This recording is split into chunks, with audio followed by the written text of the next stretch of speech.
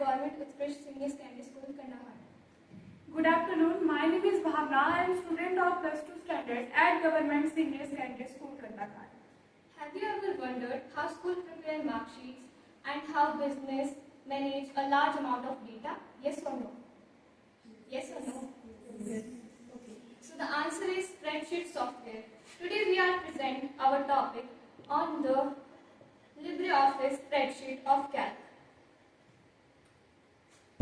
तो जैसे हमारा टॉपिक है Libre office spreadsheet of Calc के ऊपर, तो ये कुछ टॉपिक्स है जो हमने डिवाइड किए हैं। पहला टॉपिक है हमारा लिब्रे ऑफिस कैल्क के ऊपर, दूसरा है हमारा स्प्रेडशीट के ऊपर, तीसरा है टाइप्स ऑफ ए स्प्रेडशीट और फोर्थ है types of A data, fifth है फॉर्मेटिंग टेक्स्ट क्या होता है और नेक्स्ट है सम फंक्शन क्या होता है और सेवेंथ है हमारा सॉर्टिंग डाटा क्या होता है और लास्ट है हमारा फिल्टरिंग डाटा क्या होता है।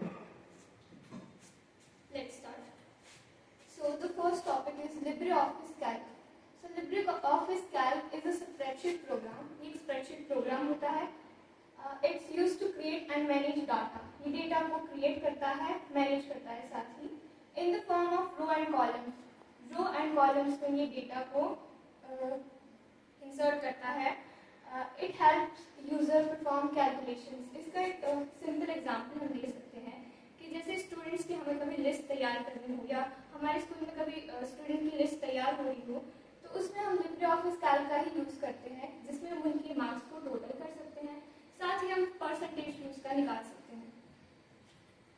तो नेक्स्ट क्वेश्चन है हमारा, what is spreadsheet? A spreadsheet is a digital worksheet that helps organize information and perform calculation in the automatically. यानी स्प्रेडशीट एक ऐसी इलेक्ट्रॉनिक वर्कशीट है जिसका यूज जो हम डाटा को स्टोर, ऑर्गेनाइज और कैलकुलेट करने के लिए करते हैं। इसमें रोज होते हैं, कॉलम्स होते हैं और इसमें कुछ सेल्स होते हैं। Okay, so the next topic is type of spreadsheet. यहाँ मेनली हमारे पास 3 टाइप की स्प्रेडशीट्स होती है। फर्स्ट है माइक्रोसॉफ्ट एक्सेल, जिसकी पिक्चर भी हमने यहाँ इंसर्ट की है। ये माइक्रोसॉफ्ट एक्सेल है। So Microsoft Excel is a digital spreadsheet program that information into rows and columns. इसकी जो information होती है रो एंड कॉलम्स में हम यूज करते हैं। नेक्स्ट इज LibreOffice Calc, इसकी भी हमने पिक्चर इंसर्ट की है। सो LibreOffice Calc जो है वो काफी ओपन सोर्स है और एक स्प्रेडशीट प्रोग्राम भी है जो कि आपको पेड नहीं होता, ये ऑफलाइन होता है। Next is Google sheet. Google is a free web based spreadsheet application. ये जो गूगल शीट्स होती है ये ऑनलाइन होती है, तो हमें इसका पेड भी करना होता है हमें इसे। इसका सिंपल डेफिनेशन हम कह सकते हैं कि माइक्रोसॉफ्ट एक्सेल जो है वो डेटा को व्यवस्थित और विश्लेषण करने के लिए होता है। LibreOffice Calc जो होता है वो एक मुफ्त स्प्रेडशीट होती है एप्लीकेशन की। नेक्स्ट इज गूगल शीट जो कि ऑनलाइन होती है, जैसे कि मैंने कहा ये ऑनलाइन होती है। नेक्स्ट आप देख सकते हैं टाइप्स ऑफ डेटा कि हमारे पास टाइप्स कितने हैं डेटा के। तो डेटा टाइप्स होता है कि हम किस तरह जो है कंप्यूटर में इसकी जो है वो स्टोर कैसे करेंगे, डाटा को किस प्रकार से स्टोर करेंगे। तो फर्स्ट है हमारा न्यूमेरिक। इसमें सिर्फ जो है संख्याएं होती है, वैल्यूज होती है। इसके भी 3 टाइप्स के नीचे ये इंटीजर है जिसमें जो है वो दशमलव नहीं होता है, जैसे 5, 15, -15। नेक्स्ट है फ्लोट, जिसमें जो है वो पॉइंट दशमलव होता है, जिसमें 15.8 ऐसे आप दे सकते हैं कुछ एग्जांपल्स। और नेक्स्ट है कंप्लेक्स नंबर, जिसमें जो है हम जो है केवल जिनमें रियल और इमेजरी दोनों दिखाते हैं। एग्जांपल के लिए जैसे आप ले सकते हैं 3 + 2y। नेक्स्ट है हमारा बुलियन। बुलियन क्या होता है, इसमें सिर्फ 2 वैल्यूज होती है, फर्स्ट होती है ट्रू, सेकंड होती है फॉल्स। ओके, तो नेक्स्ट टॉपिक है हमारा व्हाट इज फॉर्मेटिंग टेक्स्ट। तो फॉर्मेटिंग टेक्स्ट क्या होता है? फॉर्मेटिंग टेक्स्ट का मतलब होता है अपने टेक्स्ट को हम कैसे अट्रैक्टिव बना सकते हैं, कैसे उसे डिफरेंट बना सकते हैं।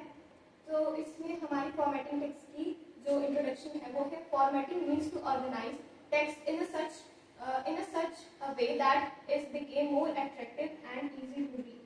Easy to read है कि अगर हम अपने टेक्स्ट को कैसे अट्रैक्टिव और easy to read बना सकते हैं। अगर हम कोई प्रेजेंटेशन लिखते हैं, जैसे मैंने लिखी है, इसमें मैंने बोल्ड का इस्तेमाल किया, जैसे बोल्ड जो मैंने वर्ड लिखा है उसमें मैंने बोल्ड फंक्शन का इस्तेमाल किया है।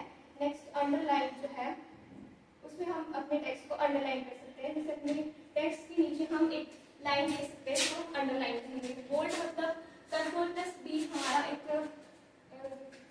की होती है जिससे हम अपने टेक्स्ट को बोल्ड कर सकते हैं। नेक्स्ट है हमारा what is a sum function. The sum function is a built-in function used to add the values of range of cells and return the total. Sum function एक इनबिल्ट फंक्शन होता है जिसका प्रयोग जो है स्प्रेडशीट में चुने गए सेल्स की वैल्यूज को जोड़कर टोटल करने के लिए करते हैं। फॉर एग्जांपल के लिए हम ले लेते हैं, जैसे स्टूडेंट्स की लिस्ट ले लेते हैं, उनकी नंबरों की लिस्ट ले लेते हैं, उसका टोटल करना होगा हमको, तो उसके लिए हम जो है वो सम फंक्शन का यूज जो है वो कर सकते हैं। तो नेक्स्ट टॉपिक है हमारा sorting data. Sorting data simply हम कह सकते हैं कि डेटा को क्रम में लगाना ही सॉर्टिंग डेटा है। जैसे हम छोटे क्रम से बढ़ते क्रम में लगा सकते हैं, जैसे कि हम लगा सकते हैं A to Z में, यानी कि अगर हम कोई अल्फाबेट का एग्जांपल लें जैसे कि नेम्स, तो A फॉर अगर हम बात करें Ankita, B for Bhavana, C for Chetna, D for Deepanjali, तो असेंडिंग ऑर्डर हमारा होगा A to Z, यानी कि कैसे हम इसको क्रम में लगा सकते हैं A B C D। And घटते क्रम में अगर हम बात करें तो घटते क्रम होता है जैसे कि पहले हमने लिखा दीपांजलि, फिर लिखा चेतना, फिर लिखा भावना एंड फिर लिखा अंकिता। लास्ट टॉपिक है हमारा what is a filtering data. Filtering data is the process of displaying only the records that meet a specific condition with hitting the others. यानी फिल्टरिंग डाटा का मतलब होता है कि किसी ऐसी कंडीशन के आधार पर केवल रिक्वायरमेंट डाटा आपको कुछ रिक्वायरमेंट डेटा दिखाना हो और बाकी का डेटा छिपा देना हो, यानी वो डेटा डिलीट नहीं होता है, केवल स्थायी रूप से वो छिपा होता है, यानी वो सर्वर पर होता है।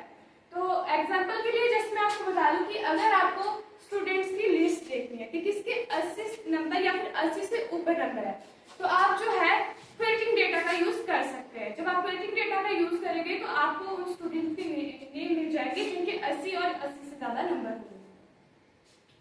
Okay, so thank you and bye.